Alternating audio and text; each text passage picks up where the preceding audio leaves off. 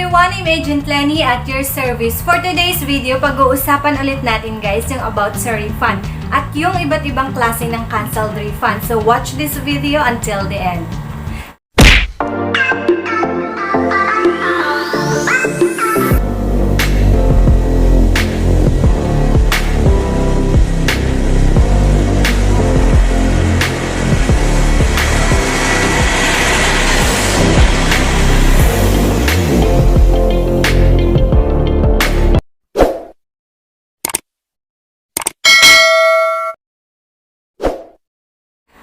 Said guys, pag-uusapan natin again yung tungkol sa refund, then iba't ibang klase ng cancellation. Dahil merong klase ng cancellation na yung pasahero yung nag-cancel ng flight and then the airlines ang nag-cancel ng flight. Merong kaibahan yun guys. Malaking pagkakaiba yon. So, yun na nga guys, sasabihin ko sa inyo ngayon. Good news guys, kasi nagkaroon na ako ng refund. Yung, as I said sa mga past kong videos, kung nag-book kayo through credit card, ibabalik din yung pera nyo through credit card din. Then, kung nag-book kayo through travel agency, kailangan nyo po silang i-contact dahil iba-iba po yung klase ng pag-refund ng travel agency. So, kahit nagtanong kayo sa akin guys kung ano yung process ng pag-refund namin, iba din po, pwedeng iba din po ang klase ng refund dun sa travel agency na pinag-book nyo. Then, kung hindi nyo sila makontak, as I said guys, pwede nyo po silang i-email kung hindi nyo sila matawagan. Kasi yun nga, may iba pa rin pong nagre-reklamo, bakit hindi nga po matawagan yung mga airlines? Hindi po sila matawagan sa sobrang busy. Okay guys, disclaimer lang, hindi po ako taga-airlines. Then, baka magtaka kayo, bakit ko sila pinagtatanggol? No guys, hindi ko sila pinagtatanggol. Yun po ay yung katotohanan lang, sinasabi ko lamang po sa inyo. Dahil na-try ko, ako mismo sa sarili ko, na-try ko na tawagan sila. Siguro nung time na nasa ECQ tayo, as in guys, parang araw-araw tinatawagan ko sila. Continue talaga yun, 2 weeks ko yung tinry. Then, after a month guys, doon tinry ko ulit, hindi ako sumuko kasi gusto ko nga magtanong tungkol sa refund din para maibigay din sa inyo yung information na yun. At yun guys, sumagot naman sila. Thanks God kasi nagkaroon sila ng time. And then siguro plan din yun ni Lord na para makontak ko din sila at para ma-share ko din sa inyo yung alam ko tungkol sa refund. But in Philippine Airlines guys, as I said, hindi pa talaga sila nagre-refund through online. So, kailangan puntahan nyo po sila for your process of refund. Puntahan nyo po talaga sila. Okay guys? And then, dun naman po sa AirAsia, same din guys. Pero in Cebu Pacific, kasi yung AirAsia guys, kailangan nyo din sila talagang tawagan kasi konti lang din yung mga sa customer service nila. Then yung AVA din nila, pwede nyo pong tanungin tungkol sa process ng refund. At doon naman po sa Cebu Pacific, ako mismo guys nagtanong kung ano yung process ng refund nila. Pag sa airlines po kayo nag-book, direct airlines, what I mean, kasi may iba po, nag-book sila sa travel agency, then akala nila yung mag-book nun is mismong direct airlines. No guys, once na nag-book kayo sa travel agency, talagang hindi yung direct airlines. Iba po yung travel agency sa direct airlines. Panoorin nyo din po yung video ko na online versus travel agency. Malalaman nyo po ang pinagkaiba guys ng direct and then yung nag-book kayo sa travel agency. Yun na nga po guys, as I said, once nag-book kayo direct airlines, yung process ng refund nila, tinawag ko na yun sa Cebu Pacific. Once na nag-book kayo sa kanila, kailangan po mag-provide kayo ng 2 valid ID para po sa refund process. But before that, kailangan nyo po silang i-contact para pagbalik po or pag okay na yung pandemic, kailangan nyo po ng 2 valid IDs. Then, kung hindi kayo yung mag-claim, kailangan yung 2 valid IDs na yun guys is government IDs. Pag hindi kayo yung mag-claim, halimbawa malayo kayo, nasa ibang bansa kayo, kailangan pa rin po yung 2 valid IDs ng nasa ticket mismo. So, disadvantage yun sa mga nagpa-book international. Ganun din yung problema ng client ko. So, wala tayong magagawa. Siguro kung ako lang taga-airlines, ibibigay ko na agad sa inyo. Pero yun guys, may process din talaga. At kailangan may assurance din sila na tama yung binigyan nila ng pera or tama yung pinag-refundan nila ng tao. So, yun po guys, kailangan pa rin ng 2 original talaga guys ha. Hindi din pwedeng pa-photocopy, email, or ganun. Kailangan 2 original valid IDs, then authorization letter na ipapakuha sa'yo yung kanyang refund. Then, another valid ID naman, dun naman sa kukuha. So, mas maraming requirements pag hindi mismo yung nasa ticket yung kukuha ng refund. Pero guys, yes po, nagre-refund sila dahil na-try ko na po yun. Nito lang guys, kahapon lang po. Ngayon is August, sinut ko po yung video to, August 3, 2020. So kahapon, August 2, 2020, nagkaroon ako ng refund. 2 tao. So, credit po yun, guys. Binalik talaga nila sa credit card ko. Yun nga lang, as I said, don't expect full refund. Hindi talaga full yung binigay nila sa amin. So, yun na nga, okay na din, kahit hindi full, at least na ibalik po yung pera. Sa panahon ngayon ng pandemic, guys, mahirap din po para sa mga airlines ang situation na nangyayari ngayon. So, again, disclaimer, hindi po ako taga-airlines, hindi ko din po sila pinagtatanggol. Yun lang po yung alam ko. Yun lang din po yung mga katotohanan na alam ko na gusto kong i-share sa inyo, guys. At kung may mga tanong kayo, pwede po kayong mag-comment sa baba. And then, guys, kung gusto nyo ng mga ibang information or may mga question kayo na hindi ko pa nasagot, feel free to comment, guys. Kung kaya kong gawa ng video, kung pare-pareha naman yung mga question nyo, gagawan ko po yan.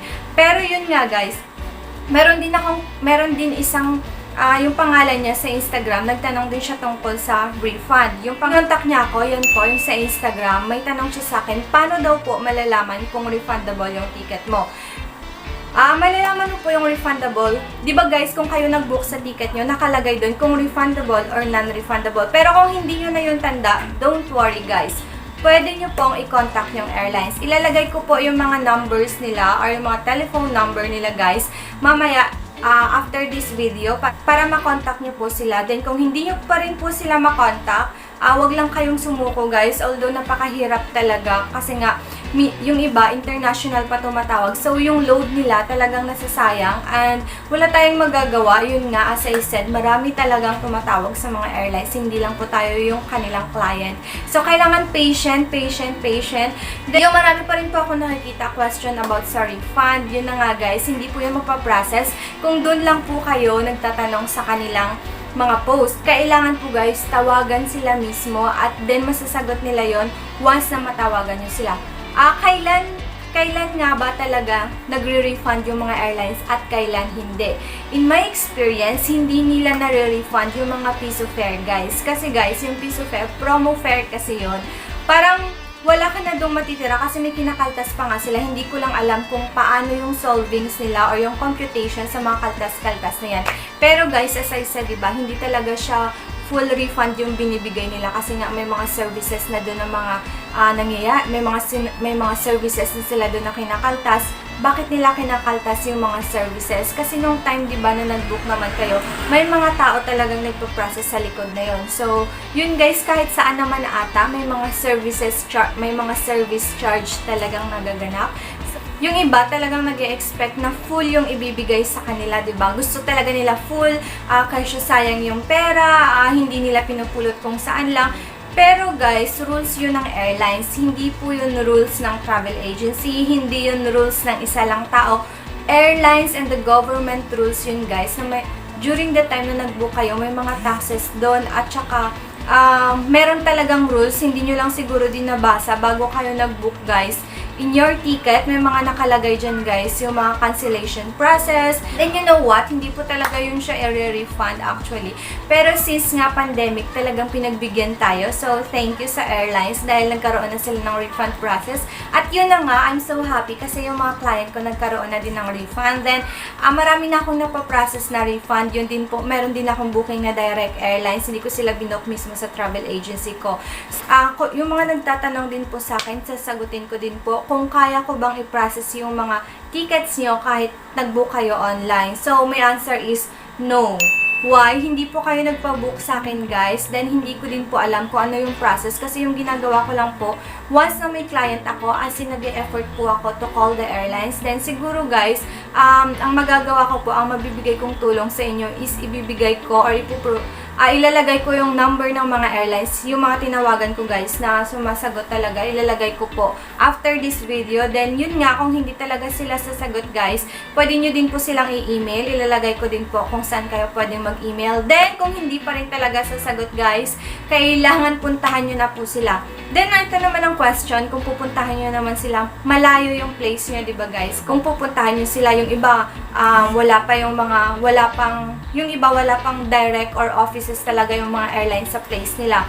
So, ang advice ko lang po doon, kung wala pa po guys, pwede kayong makisuyo or kung may family kayo na malapit mismo sa mga may direct airlines na offices or di kaya malapit sa airport, pwede kayong makisuyo. Kung may family kayo or relatives kayo, kailangan ipatanong nyo guys yung ticket nyo. Kasi may iba kasi, baka mag-expect na lahat talaga ng apektado is refundable. No guys, may iba din po na non-refundable talaga. So, kailangan itanong nyo yun sa airlines para makasigurado din po kayo. Then guys, dito naman tayo sa nag-cancelled or forced cancelled yung ginawa nila sa ticket nila. Pag forced cancelled yung ginawa nyo, don't expect din po na may mga refund po kayong marireceive. Kasi po, yung mga refund, ino-offer lang yan ino-offer po yan if ever airlines ang nag-cancel ng ticket nyo. Pero kung kayo po yung nag-cancel ng ticket nyo, like, yun nga, may pandemic, wala tayong magagawa guys. Yun, nasasaktan din ako sa mga nakagawa na ng ganon. Or di ka dun po sa na-process na nila yung ticket nila na sila mismo nag-cancel. So yun guys, wala kayong makikita dun na refund. Ang nilalagay, like in Cebu Pacific, travel fund po, mapupunta yung pera nyo kasi kayo po yung nag-cancel ng ticket nyo.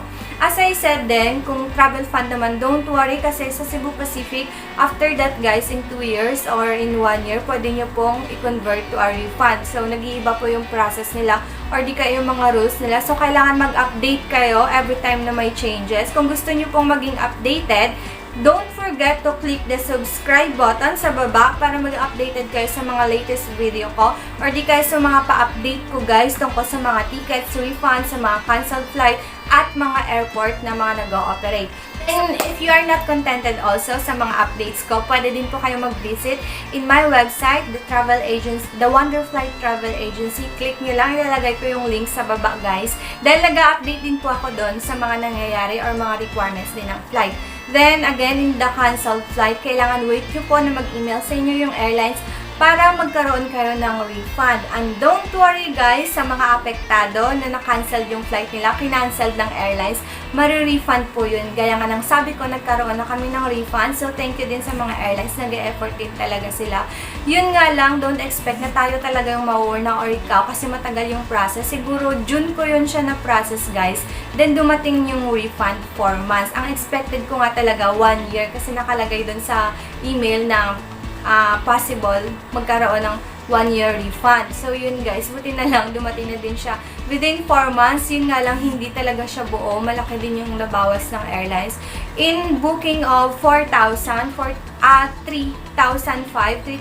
I think yung booking ng passenger. Then, yung nabalik sa kanya is almost 2K plus lang or 2K lang ata. I forgot kasi ang dami din pong bumalik na na-refund sa account ko. So, thank you pa din sa airlines na na-refund nila. Although, malaki yung bawas talaga. So, yun nga, don't expect yung talaga na full refund.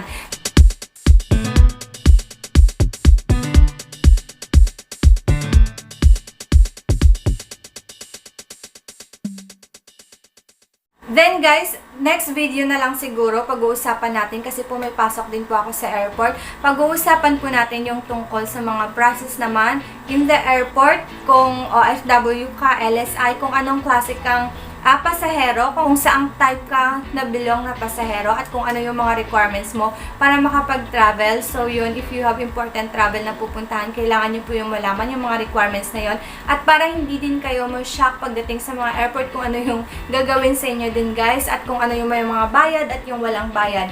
Again, sa mga gustong mag-update, don't forget to click the subscribe button and the bell icon so that you will be updated on my next video. Thank you for watching!